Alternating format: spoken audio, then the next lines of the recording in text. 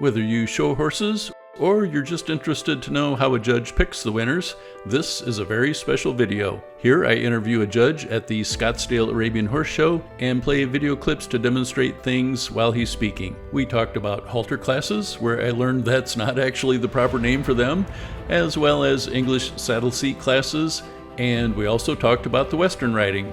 Most of what he says also applies to other breeds of show horses, by the way. If you have any questions about anything we discuss, please be sure to leave a comment to ask about it, since others are probably wondering the same thing. And it was impossible to find a quiet place at this horse show, so I apologize for the noise of a fan in the background, but I added closed captioning for the dialogue to help make it even easier to understand. So, without further ado, here now is my interview with a horse show judge. Welcome to the Scottsdale Arabian Horse Show. My name is Dave Getz from Magnificent Horses, and this is... My name's David Mikos. I'm privileged to be one of the judges here at the Scottsdale Arabian Horse Show. Okay, so we're just going to ask David a few questions about what you look for. So let's start out with the halter class, and then we'll move on to the riding classes. So what do you look for in the halter class? What are some of the categories and that sort of thing? Well, technically they call the halter class for Arabians, they call it breeding classes. Okay. So what they're looking for is the horse to have the proper attributes to continue to perpetuate the Arabian breed. And some of the things that are important is like Arabian type. The Arabians are known for having slightly concave face. Right. They're known for having high tail carriage, things like that. Yeah. Okay. Now, I get a lot of comments from people that don't like the concave face, and they say it's more pronounced than it used to be.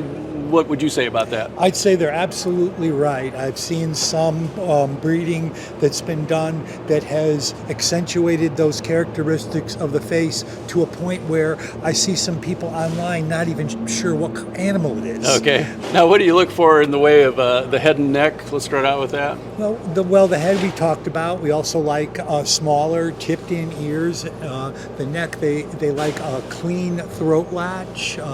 The area at the top of the neck, just before the head's called the throat latch. Yeah. And that should look slim and trim. The bottom part of the neck should be, the top of the neck should be 1.5 times the bottom of the neck. Okay. Okay, and that's any breed, any discipline. That's a balanced horse. Okay. When that ratio is that way. Right. So that's kind of the front of the horse. Okay, and then what else do you look for body-wise in the horses? Well, the Arabian horse, one of the attributes they say is substance. So they want to see good musculature. Okay.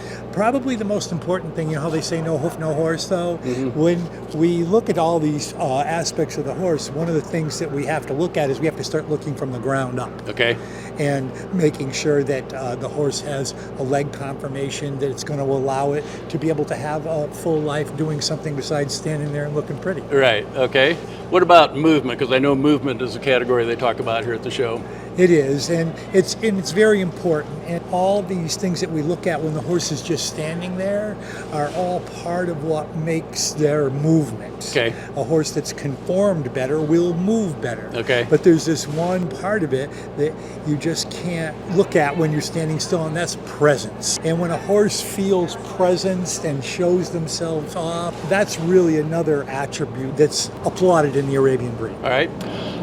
So let's move on to the riding classes. Now, are there some characteristics that you look for across the board for every type of riding genre?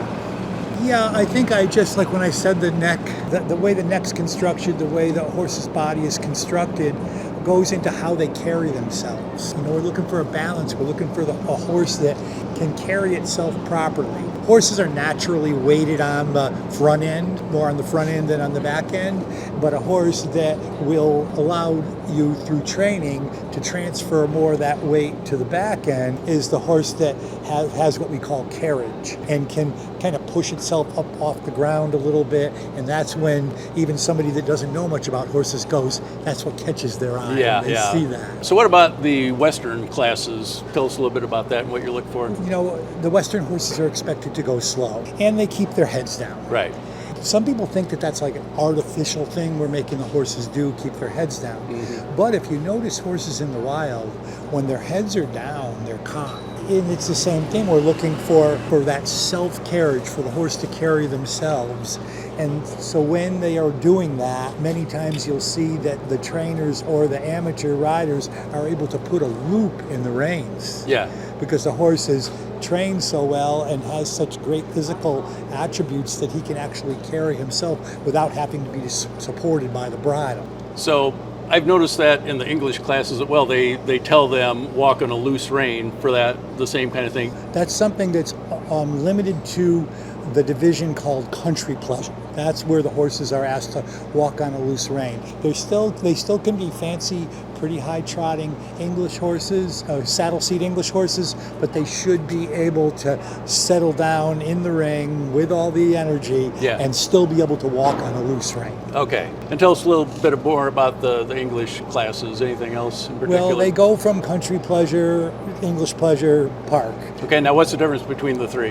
And the difference between the three is the country pleasure horses, they're rewarded for like a really nice, quiet, responsive mouth. And all the saddle seat English horses should show balance and good motion. Yeah. But they should be just a little more tractable, the kind of horse that you can walk on a loose rein. And it doesn't mean it's not a fancy horse. Right. But it needs to walk on a loose rein, it needs to back up willingly.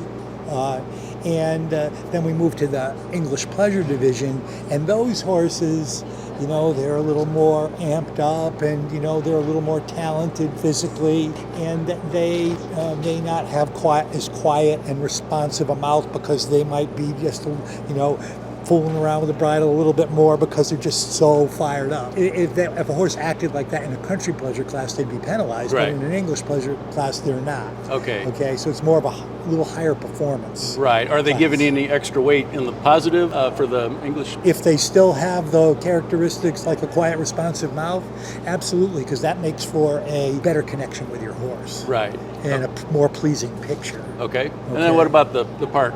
Well, and the park is an entity of all itself, and that is truly high-performance horse with lots of front-end motion. You know, there's a lot of talk about shoeing with the saddle seat English horses nowadays and things like that.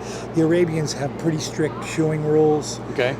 If a person sees it that's only familiar with just a little plate on their horse, it will look like it's it may be cumbersome for the horse to pick up, but it really isn't. These horses are bred to do this job. Yeah. And if anything, that package gets the horse's hoof angle up at the same angle of its pastern and actually helps perpetuate its soundness over a long period of time. Okay, very interesting. All right, so David, when I watch these classes, every single horse out there looks absolutely gorgeous. They all get first place in my book, pretty much. When you're judging, you know, it always amazes me how many of them are unanimous, you know, among 3 judges or 5 judges or whatever.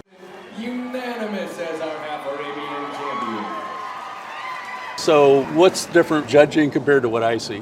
Well, when you're sitting in the stands, you're enjoying each horse that you care to look at for as long as you want to look at it. When you're in the center ring and your responsibility is to put these 20-something horses in an order, at least 11 of them, in an order that makes sense, it's a whole different outlook on the class. And when you're judging, if you watch a judge's eyes and what they look at, they're looking in glimpses. If you see any one horse in a big class for 10 seconds, you're probably looking at it too much. Yeah.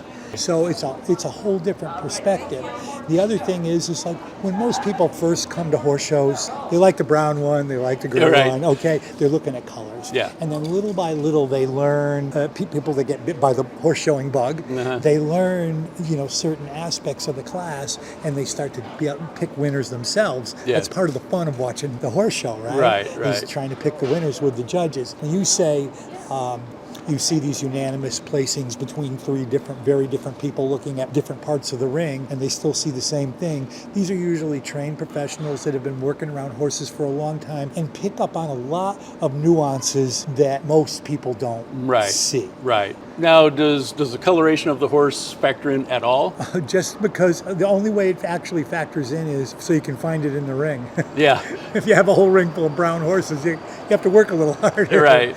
It's always nice when you have a really nice one that you really like that happens to be gray or something like that, so that you can pick him out a little easier when you're looking around the ring. Yeah. But I can't say color doesn't affect you, because everything you're seeing is affecting your perception of the class. Yeah. But it's more of a general personal preference kind of a thing, a little bit. Yeah. You know, if we have really, really nice horses out here, and there's, just say that we had 3 equal ones, a chestnut, a gray, and a bay, and they were absolutely 100% equal, that was like a cloned horse. Yeah. Well, then you'd have the opportunity to pick the color you like. Yeah. Okay. But for the most part, picking the color we like isn't really an option. Yeah, right. Okay. All right.